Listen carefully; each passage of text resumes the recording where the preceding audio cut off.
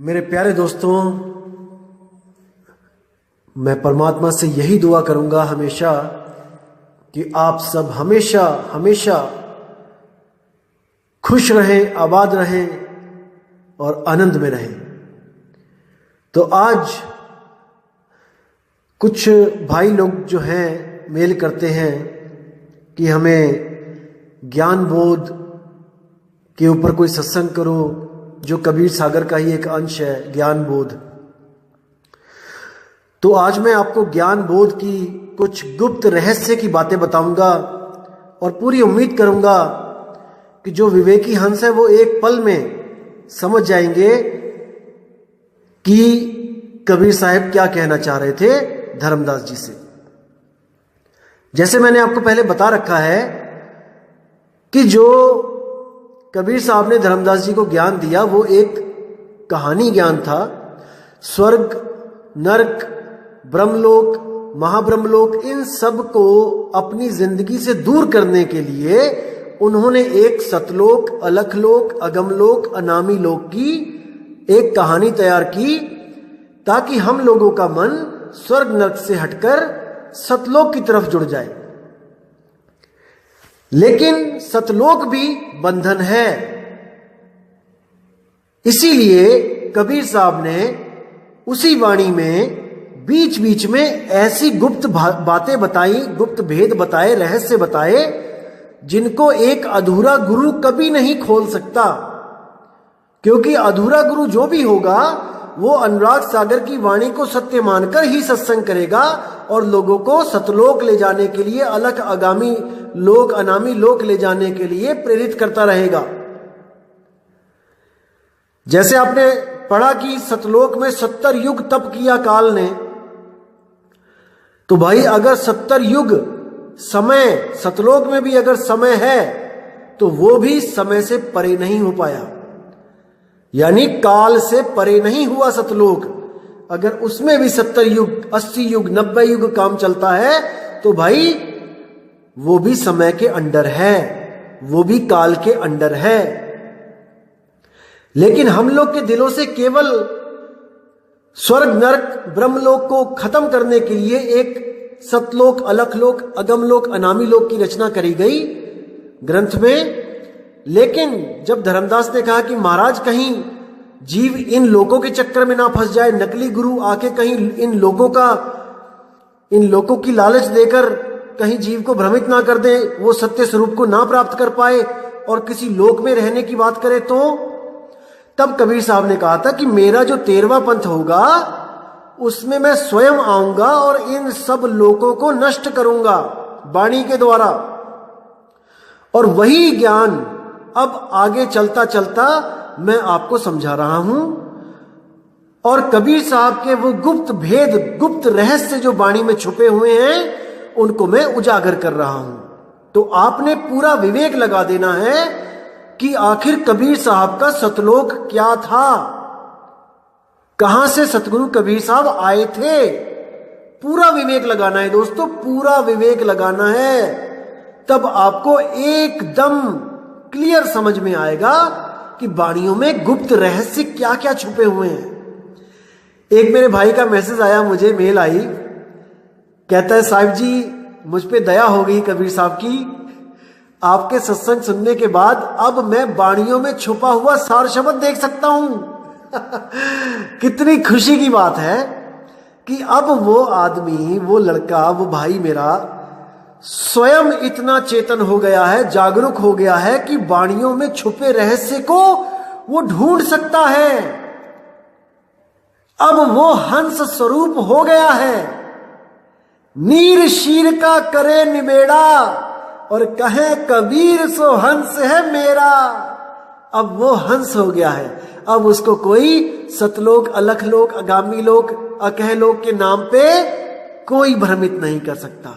अब वो जान चुका है कि हमारा निज स्वरूप, हमारा निज सार स्वरूप ही सतलोक है। तो अब वाणी शुरू करेंगे। ये बोध सागर है और इसके पृष्ठ नंबर 80 पर आप देखेंगे ज्ञान बोध। तो क्या लिखा है? सोहं शब्द निरअक्षर वासा। अब पहली लाइन में लिखा है सोहं शब्द निरक्षर वासा। अब जो अज्ञानी बंदा होगा वो क्या कहेगा कि देखो सोहंग लिखा है, इसको जपना है। बिल्कुल नहीं, इसको जपना नहीं, इसको समझना है, समझना है। तभी कहते हैं आदि नाम हम भाग सुनाया और मूर्ख जीव समझ नहीं पाया। जपना नहीं है, समझना है उस आदि नाम को। क्या कहते हैं? सोहं शब्द निरक्षर वासा, ताही शब्द जप है निज दासा। कहने का मतलब कि जो सोहं शब्द है वो अक्षरों में नहीं है, वो निरक्षर है। सोहम आत्मदेव सारे अक्षरों को पैदा करता है मन और तन के द्वारा, लेकिन वो हमेशा इन अक्षर से न्यारा है। वो सोहम है, सोहम तत्व है, ना कि सोहम मंत्र है जो स्वयं आत्मदेव ने बनाया है। ये सोहम मंत्र भी तब बना है जब 52 अक्षर पूरे हुए और सा और हा की उत्पत्ति हुई, तब उसमें ओ की मात्रा लगा के सोहंग बनाया गया। तो इसको समझो भाई। आगे क्या कहते हैं? ताही शब्द जप है निज दासा। अब देखो जहां पे जप है लिखा है उसका मतलब है सिमरन, क्योंकि वो सीधे कहते हैं वाणियों में नाम है जप में, नाम है तप में। अगर जप में और तप में नहीं है तो यहां पर जो जप लिखा है तो इसका मतलब ये क्रॉस क्वेश्चनिंग हो जाएगी यहां पे, कि वहां पे कह रहे हैं जप में नहीं है और यहां पे कह रहे हैं कि जपना पड़ेगा। तो जहां पे जप लिखा है वहां का मतलब है सिमरण। ये गुप्त इसलिए रखा गया है ताकि नकली गुरु आपको जाप में फंसाए और असली गुरु आपको विवेक देके उस जापों से अलग कर दे। क्योंकि अगर दोनों का ज्ञान सेम चलेगा तो आप समझ नहीं पाओगे। जैसे कई पंथ ऐसे भी चल रहे हैं आज के टाइम में जो आपको कहेंगे कि 52 अक्षर से परे है, सार नाम 52 अक्षर से परे है, और आपके कान में फूंक मार के उसको सार शब्द घोषित कर देंगे और आप विवेक नहीं कर पाओगे कि वो जाप है, अजपा है कि अनहद है। इसलिए साहिब ने कहा है तन फुक्का गुरु हद का, बेहद का गुरु और जब बेहद का गुरु मिले तब मिले ठिकाना ठौर। जब कनफुक्का गुरु आपकी जिंदगी में आ गया तो आपकी जिंदगी का सत्यानाश कर दिया। उस कान में फूंक मारने वाले गुरु से पूछो कि जो वस्तु आप हमें दे रहे हो वो तो कबीर साहब कह रहे हैं कि हमारे पास पहले से ही है। कस्तूरी कुंडल बसे मृग ढूंढे बनमाही, और ऐसे रमता राम है दुनिया जाने नहीं। वो रमता राम तो हमारे पास पहले से ही है। आप हमारे कान में क्या डाल के कह रहे हो कि आपने हमें सार शब्द दे दिया है? क्यों भ्रमित कर रहे हो लोगों को? दोस्तों, ये कान में फूंक मारने वाला काम नाथ पंथ में होता आया है और आज भी होता है। आप किसी भी नाथ पंथी के पास जाके पूछिए कि नामदान कैसे मिलता है, वो आपको बताएगा कि कान में फूंक मार के मिलता है। बस इन गुरुओं ने, ये नाथ पंथियों ने अब भगवा चोला छोड़ के सफेद कुर्ता पजामा पहन लिया है। पूरी गतिविधि वही चल रही है नाथ पंथ वाली, लेकिन अब संत कहला रहे हैं, सदगुरु कहला रहे हैं और लोगों को भ्रमित कर रहे हैं। घर में पड़ी वस्तु नहीं सूझे और बाहर से लेवन जासी, बाहर लेने जा रहा है गुरु से कान में। अरे भोली आत्मा, समझ जा वो वस्तु तेरे पास है, पर तुझे उस वस्तु को लखाने वाला गुरु नहीं मिल रहा है। दिक्कत बस यहां पे है। तो साहिब कहते हैं सोई गुरु पूरा कहावे, 2 अक्षर का भेद बतावे, एक छुड़ावे और एक लखावे। क्या लखावे? जो स्वयं तुम्हारे पास है। निज नाम लखावे, निज सार लखावे। तुम्हारा सार क्या है? शरीर असार है और आत्मा ही सार है। आत्मा का लखाव करा दे, वही निज सार है। तो आगे क्या बोलते हैं वाणी में, आदि नाम निज सार है भाई। देखो आगे ना, साहिब कहते हैं आदि नाम, जो आद जुगाद में भी जो नाम था, जब ये 52 अक्षर भी पैदा नहीं हुए थे, निज सार है भाई, वो तेरा निज सार है, वो तेरा निज रूप है, वो तेरा ही निज नाम है। इसको समझो, आदि नाम निज सार है भाई, वो तुम्हारा आत्म स्वरूप है। जब तुम उस निज सार को प्राप्त कर लोगे, जो स्वयं तुम्हारा रूप है, जमरा जाते ही निकट न आई, उसके बाद जम राजा तुम्हारे पास भी नहीं फटक सकता। जैसे आपको पीछे एक कहानी बताई थी मैंने कि शेर का बच्चा तब तक डंडे खाएगा गडरिये से जब तक वो निज सार नहीं जान जाता, निज रूप नहीं जान जाता। जब वो निज रूप जान जाता है तो उसे किसी और शेर की जरूरत नहीं पड़ती गडरियों को भगाने के लिए। वो स्वयं ही पूरा है, वही अकेला काफी है। लेकिन तब जब निज सार मिल जाए, निज नाम मिल जाए, जिसको बाबा नानक कहते हैं कोई ऐसा गुरु नहीं मिल रहा जो मुझे मेरा ही नाम दे दे। सबके नाम जपा रहे हैं गुरु, एक से लेके जेड तक, लेकिन कोई ऐसा भेदी गुरु नहीं मिल रहा है जो मुझे मेरा नाम दे दे।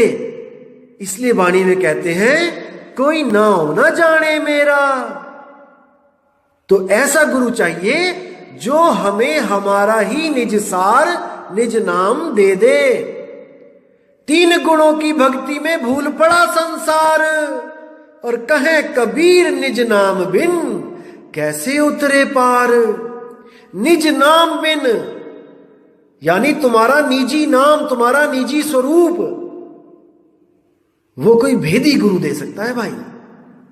आगे क्या कहते हैं वाणी में, तुम कहे शब्द दीन टकसारा, सो हंसन सो कहो पुकारा।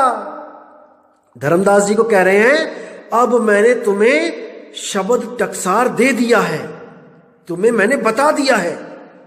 सो हंसन सो कहो पुकारा, अब तुम हंसों को पुकार पुकार के वो सार नाम दो, निज रूप दो, लेकिन केवल उसको देना जो उस लायक हो, जो ज्ञान को समझ रहा हो। नहीं तो केवल पवित्र ज्ञान तुम जग में भाखो और मूल ज्ञान गुप्त कर राखो। इसको गुप्त रखना।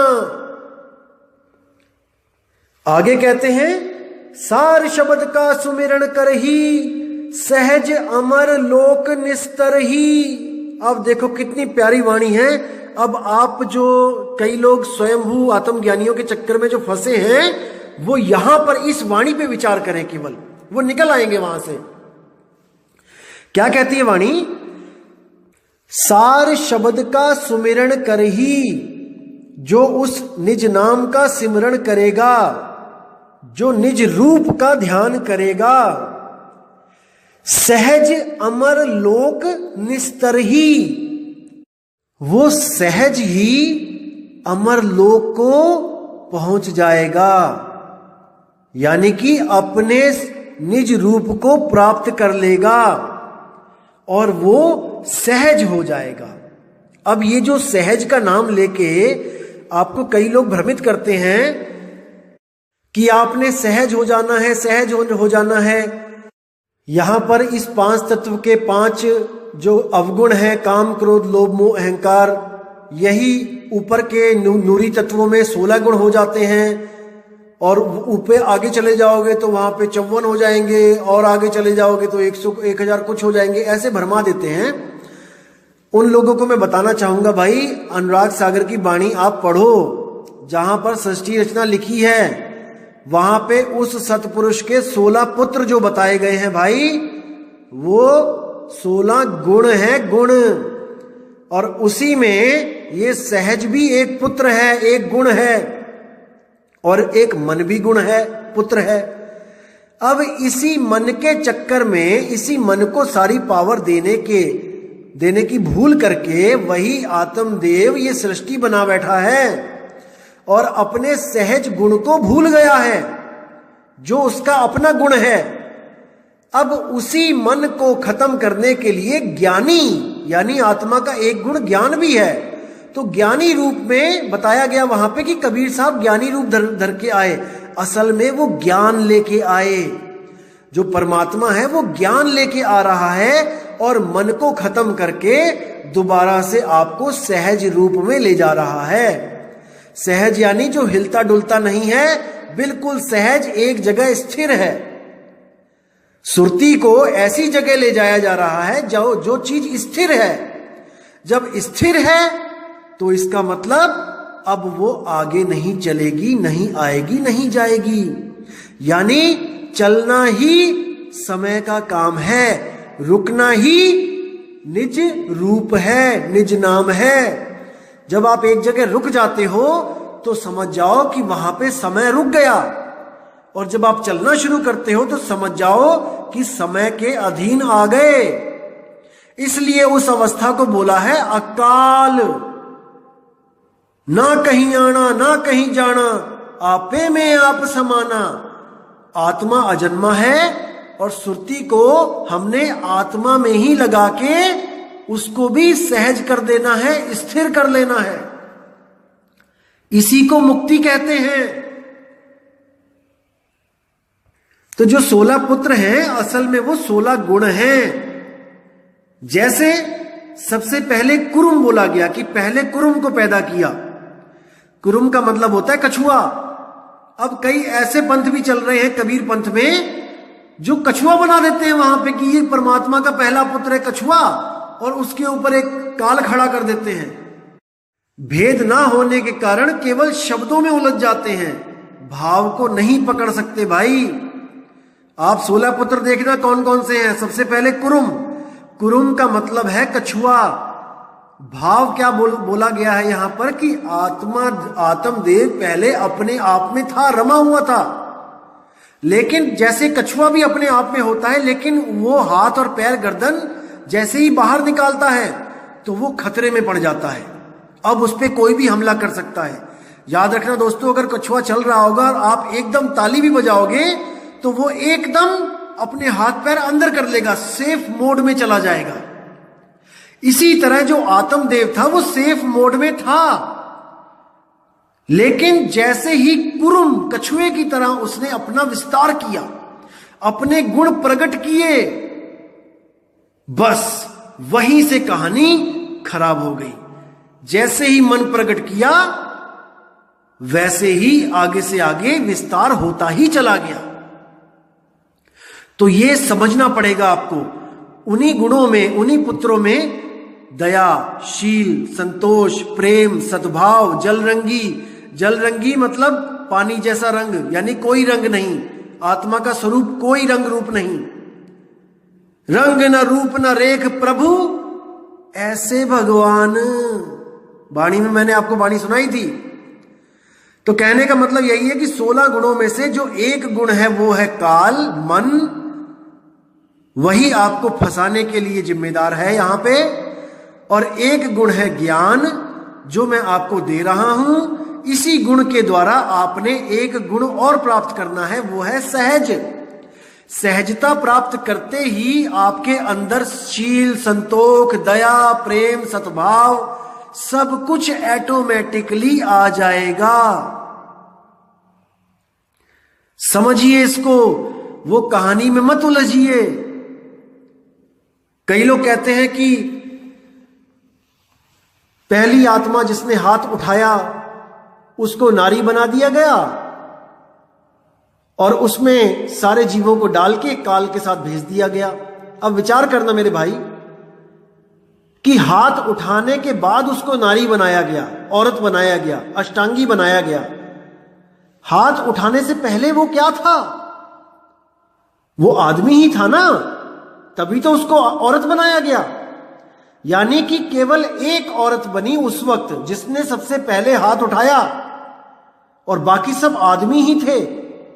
तो इस सृष्टि में आ गए, चलो मान लिया। अब मुझे एक बात बताओ, जब कबीर साहब पहली बार यहां से गए जीव को लेके कहानी के अनुसार, तब वहां पे क्या बताया गया कि हंस हंसनी उसका स्वागत करते हैं मंगल गीत गा के। अरे भाई, अब हंसनी कहां से आ गई? वो तो एक हंसनी बनाई थी जिसने पहला हाथ उठा दिया। क्या उसके बाद भी कोई औरत बनाने की जरूरत पड़ी थी वहां पे? वो एक औरत बना के तो भेज दिया उसको 3 लोक में। फिर वहां दूसरी औरतें कहां से आ गईं? कोई नहीं बुद्धि लगा रहा, सब लकीर के फकीर हुए पड़े हैं कि देखो ये लिखा है, ये लिखा है, ये। अरे बुद्धि भी तो कोई चीज है। एक छोटी सी कहानी सुनाता हूं आपको। एक बार एक आदमी था, वो अपने माता पिता को छोड़ के अमेरिका चला गया पैसे कमाने, और बोल के गया कि मैं 3 साल के अंदर वापस आ जाऊंगा। तो 1 साल बीत गया, 2 साल बीत गया, 3 साल बीत गए, नहीं आया वापस। 4 बीत गया, 5 बीत गया, 10 बीत गए, नहीं आया वापस। जब 15 साल बीत गए और मां बाप की हालत खराब हो गई, तो क्या हुआ, पिता ने एक पत्र लिखा कि प्रिय बेटे, बहुत तुमसे उम्मीदें थीं कि तुम वापस आओगे, लेकिन तुम अपने मां बाप को भूल गए। तो हम अब से तुम्हारे लिए, तुम्हारे मां और बाप दोनों तुम्हारे लिए मर गए। तुम्हारा पिता डैश डैश डैश। अब ये चिट्ठी जब उस बंदे को वहां पे मिली अमेरिका में, तो उसने जब उसको खोल के पढ़ा, बहुत रोया, बहुत रोया। मैं अनाथ हो गया, मैं अनाथ हो गया, मैं क्या करूं? तो पड़ोसी आए, बोले क्या हो गया भाई? कहते अरे मेरे मां और बाप दोनों मर गए, मैं अनाथ हो गया। वो कहते दिखाओ जरा। तो वो चिट्ठी देखते हैं, चिट्ठी पढ़ते हैं, तो सारा लिखा होता है उसमें कि तुम्हारे लिए तुम्हारे माँ बाप मर गए। लास्ट में लिखा होता है तुम्हारा पिता डैश डैश डैश। तो वो कहता है कि भाई तुम्हारे माँ बाप मरे थोड़ी नहीं, देखो चिट्ठी तो उन्होंने ही लिखी है। कहता नहीं नहीं नहीं, ये देखो लिखा उसमें कि वो दोनों मर गए तुम्हारे लिए, माँ बाप तेरे लिए मर गए। अरे वो मर गए, सच में मर गए हैं, वो लिखा हुआ है। तो वो कहता है कितना बड़ा मूर्ख है ये, कि लिखी को मान रहा है और विवेक नहीं लगा रहा है कि जब वही लिख रहे हैं माता पिता, अपना नाम साइन कर रहे हैं, तो वो मर कैसे सकते हैं? तो ये हाल हम सबका हुआ पड़ा है। हम लोग लिखी बातों को ही सत्य मानते हैं, चाहे वो गलत ही क्यों ना लिखा हो, चाहे उस लिखी बात के पीछे कितना बड़ा भेद क्या ना हो। हम भेद को नहीं जानेंगे, हम लिखे के पीछे लग जाएंगे। तो साहिब कहते मैं तो कहूं आंखों की देखी और तू कहता कागज की लेखी, तेरा मेरा मनवा कैसे एक होई रे? नहीं हो सकता। इन वाणियों में गुप्त भेद छुपे हुए हैं भाई, और जब तक वो भेदी गुरु नहीं मिला, इन गुप्त भेदों को कोई नहीं खोल के समझा सकता आपको। सब भ्रमित करने वाले ही मिलेंगे। अब आगे वाणी क्या कहती है, उस पर विचार करेंगे। सिमरण का बल ऐसा होई, कर्म काट सब पल में खोई। यानी कि उस सिमरण का, उस निज सार नाम का, निज नाम का सुमिरन इतना प्रबल होता है कि कर्म भरम सब पल में खत्म हो जाते हैं। ऐसा वो निज रूप है कि आपको ये अनुभव हो जाता है कि जो कुछ भी इस दुनिया में हो रहा है वो मैं नहीं कर रहा हूं, ये सब 3 गुण और प्रकृति कर रही है, मन और माया कर रहे हैं। तो जब ये बोध हो जाता है कि मैं तो अकर्ता हूं, तो उस कैदी की तरह रिहाई मिल जाती है जो ये साबित करने में सफल हो जाता है कि वो निर्दोष है। तो इसका इतना बड़ा प्रताप है। तो कहते हैं जाके कर्म काट सब डारा, दिव्य ज्ञान सहजे उजियारा। कि जब सब कर्म भरम सब कट जाते हैं, तो दिव्य ज्ञान जो सहज है उसका उजियारा, उसका उजागर होता है, और वो सूरत हमेशा के लिए सहज अवस्था को प्राप्त कर लेती है। उसके लिए आपको अलग से कुछ करने की जरूरत नहीं होती। कई लोग आपको भ्रमित करते हुए कहेंगे कि इस दुनिया को तत्वों के रूप में देखना शुरू कर दो, सहज होना शुरू कर दो, सहज बनना शुरू कर दो। दोस्तों, सहज कोई बन नहीं सकता। बनना बनाना डुप्लीकेसी होती है। सहज हुआ जाता है जब शब्द मिल जाता है। वो शब्द में ये गुण है कि वो सुरती को सहज कर देता है ऑटोमेटिकली। आपको ज्ञान देने की जरूरत नहीं पड़ती कि तुम सहज होना सहज होना। बर्फ को छुओगे तो आपको बताना नहीं पड़ेगा कि ठंड महसूस करना ठंड महसूस करना। बर्फ छुओगे अपने आप ही ठंडे हो जाओगे। और बर्फ तो हाथ में पकड़ा ही नहीं और आपको कहना शुरू कर दे कि ठंड महसूस करो ठंड महसूस करो, यानी सहज होना शुरू कर दो सहज होना शुरू कर दो। अरे नहीं हो सकते भाई। जब तक वो सहज नाम नहीं मिलेगा, जब तक सहज हो ही नहीं सकते। तो आगे क्या कहते हैं, जा कहे दिव्य ज्ञान प्रकाशा, आप ही में सब लोग निवासा। कितना इंपॉर्टेंट, कितनी बढ़िया चीज लिखी है। अगर इस लाइन को समझ लोगे तो सब भ्रम खत्म हो जाएंगे दोस्तों। जा कहे दिव्य ज्ञान प्रकाशा, यानी जिसको ये दिव्य ज्ञान हो जाएगा, आप ही में सब लोग निवासा, अपने आप में ही सब लोग निवास करेंगे। कितना स्पष्ट है। अब इससे ज्यादा स्पष्ट वो क्या लिख सकते हैं मेरे भाई, क्या लिखेंगे वो। आप ही में सब लोग निवासा, कि अब सब लोग अपने आप में रहेंगे, ना कि किसी अलख लोक आगामी लोक सतलोक में, ना कि किसी स्वर्ग नरक भूलोक पाताल लोक में, कहीं नहीं। आपे आप रहेला और नहीं गुरु नहीं चेला। खुद में रमण करोगे अपने आप में। जैसे गीता में 3 अध्याय के 17वें श्लोक में कहा जाता है कि जो अपने आप में संतुष्ट है, जो अपनी आत्मा में संतुष्ट है, उसके लिए अर्जुन कोई कर्तव्य नहीं है, कोई पूजा पाठ नित नेम मंगल आरती कुछ भी नहीं, कोई दिया धूप अगरबत्ती भी नहीं। क्योंकि इन सब कर्म कांडों को करने के बाद जो प्राप्त करने की लालसा थी वो गुरु ने पहले ही दे दिया। इसको समझो। अब क्या कहते हैं, लोक अलोक शब्द है भाई, जिन जाना तिन संशय जाई। कितना प्यारा वचन है देखो। अब साफ कर दिया, क्लियर कर दिया यहां पे कि लोक अलोक, वो लोक तो है लेकिन अलोक है। वो ऐसा नहीं कि कोई बस्ती है, कोई गांव है, कोई शहर है, कोई देश है, जैसे आपको भ्रमित किया जाता है वहां सोने की सड़कें हैं, बिल्डिंगें हैं, दूध की नदियां हैं, फल फ्रूट है, काजू बादाम किशमिश है। कुछ नहीं है भाई। लोक अलोक शब्द है भाई।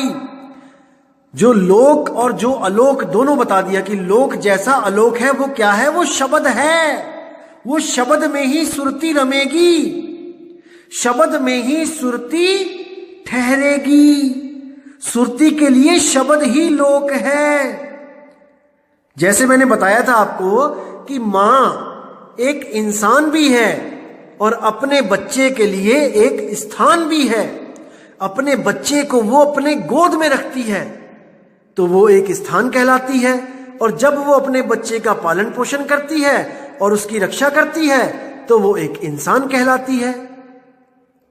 इसी तरह शब्द लोक है, लोक होता हुआ भी अलोक है। इसको समझो। जो भी संत आपको कहता है कि मैं आपको सतलोक ले जाऊंगा, आपको अलख लोक ले जाऊंगा, अगम लोक ले जाऊंगा, ब्रह्म लोक ले जाऊंगा, स्वर्ग में ले जाऊंगा, कैवल्य लोक ले जाऊंगा, वो सब आपको भ्रमित कर रहे हैं भाई। उनको निज स्वरूप निज नाम नहीं पता है। वो आपको कोई ना कोई नाम देके इतनी तपस्या करवा देंगे कि आप उस तप के बल पे किसी लोक को प्राप्त हो जाओगे। लेकिन जैसे ही वो तप क्षीण होगा आपको वापस यहां आना पड़ेगा। इसीलिए साहिब ने बोला, नाम है जप में, नाम है तप में। ऐसा गुरु ढूंढो ना तो कोई जाप करवाए और ना ही कोई ताप करवाए। नहीं श्वासों की श्वास में, कि मैं श्वासों की श्वास में भी नहीं हूं, श्वासा भी खत्म हो जाते हैं लेकिन मैं कभी खत्म नहीं होता। और कहे कबीर सुनो भाई साधो, मैं तो हूं विश्वास में, मोको कहां ढूंढे रे बंदे, मैं हूं तेरे पास में। बिल्कुल पास में है मालिक, लेकिन भेदी गुरु नहीं मिल पा रहा है। तो क्या कहते हैं आगे, लोक अलोक शब्द है भाई, जिन जाना तिन संशय जाई। जिसने इस मूल ज्ञान को समझ लिया उसकी सब संशय खत्म हो जाएगी, उसको कोई भ्रमित नहीं कर पाएगा। लिख के ले लो, अगर फिर भी उसको कोई भ्रमित कर गया तो यानी कि वो विवेकी था ही नहीं। वो बगुला था लेकिन हंस बनने की कोशिश कर रहा था, लेकिन बन नहीं पाया। अगर इस मूल ज्ञान को समझने के बाद भी कोई दोबारा भ्रमित हो जाए, किसी लोक के चक्कर में पड़ जाए, तो भाई अभी उसकी बुद्धि विकसित नहीं हो पाई है जितनी इस ज्ञान को समझने वाले हंस की होती है। तो इसको दोस्तों बहुत अच्छी तरह समझना है। मालिक पूरी दया कर रहा है आप पे, आपको समझाने में कोई कसर नहीं छोड़ी जाएगी, लेकिन समझना दोस्तों आपने ही है। मैं तो केवल आपकी मदद कर सकता हूं, वाणियां खोल खोल के आपको बता सकता हूं कि कौन सी वाणी में क्या भेद छुपा हुआ है, लेकिन परख आपने ही करनी है। क्योंकि अगर आप परख नहीं करोगे तो कोई आपको बताने नहीं आएगा। आपने ही अपना दिमाग लगाना है, आपने ही विवेक पैदा करना है, और नीर और शीर का निबेड़ा आपने ही करना है। तो दोस्तों, उम्मीद करता हूं कि आज के ज्ञान से आपको बिल्कुल क्लियर हो गया है कि सार शब्द क्या है, आदि शब्द क्या है, सतलोक क्या है, निज रूप क्या है। तो उम्मीद करता हूं मालिक आप पे रहम करे, आप पे इतनी आपको सोझी दे, विवेक की शक्ति दे कि आप नीर शीर का निबेड़ा कर सको और जल्दी से जल्दी उस अवस्था को प्राप्त करो जहां पर जाके जीवित मृत्यु होती है, जीवित ही मुक्ति मिलती है। मरने की आस नहीं लगानी पड़ती कि मरने के बाद मुक्ति मिलेगी, जीते जी मुक्त हुआ जाता है। तो दोस्तों, एक प्रश्न और था किसी भाई का कि मुझे ये वाला शब्द खोल के बताओ कि सोहंग ऊपर और है सतसुकृत नाम, सब हंसों का वास है, नहीं बस्ती नहीं गाम। दोस्तों बिल्कुल क्लियर है, इसमें साफ ही बोला गया है। सोहम यानी आत्मा। जो लोग कहते हैं कि आत्मा ही परमात्मा है, ये उनके लिए बोला गया है कि भाई आत्मा परमात्मा नहीं है। एक कहूं तो है नहीं और दो कहूं तो गाली, जैसा है तैसा कहूं कहे कबीर विचारी।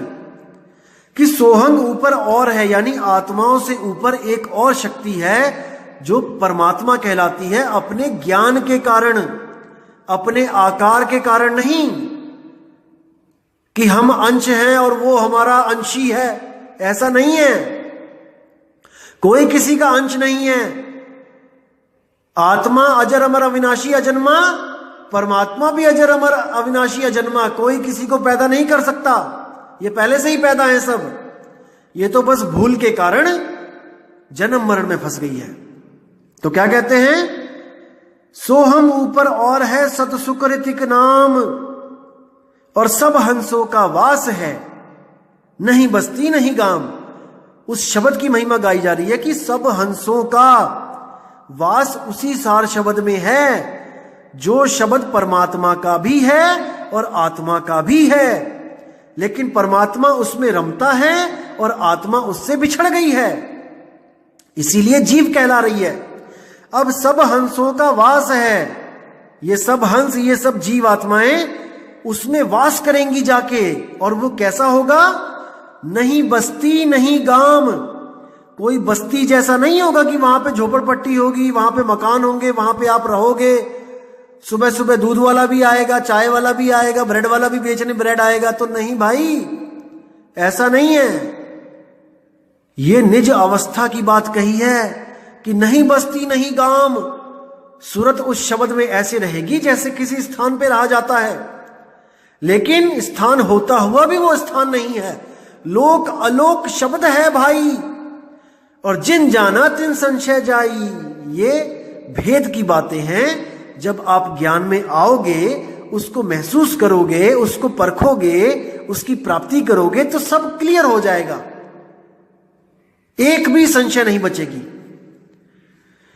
तो दोस्तों, उम्मीद करता हूं आज का सत्संग आपको बहुत ही अच्छा समझ में आया होगा। और विवेक की तलवारें दोस्तों तिखी कर लो।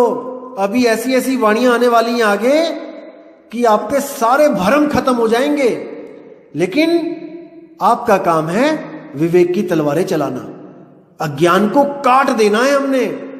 और याद रखना दोस्तों, सार इन्हीं वाणियों में छुपा हुआ होता है, उसको प्रकट करना पड़ता है। तो दोस्तों, उम्मीद करता हूं कि आप सबकी विवेक शक्ति बढ़ती ही जा रही है, और मालिक से दुआ करूंगा कि वो इतनी बढ़ जाए, इतनी बढ़ जाए कि मुझे भी फेल कर दे। तो साहिब की बंदगी करता हूं मैं और विश्राम देता हूं। जय जय सतगुरु बंदी छोड़ मदन साहिब, जय जय सतगुरु बंदी छोड़ वैराग साहिब, जय जय सतगुरु बंदी छोड़ सतगुरु सत्य कबीर साहिब की सदा ही जय हो। साहिब बंदगी सतनाम। भला हुआ मेरी माला टूट गई, मैं राम भजन से छूटी। भला हुआ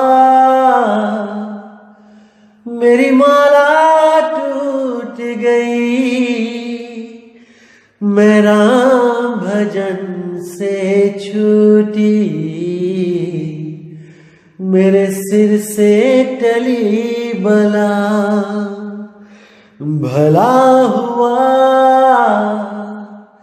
मेरी माला टूट गई, मैं राम भजन से छूटी। मैं राम भजन से छूटी।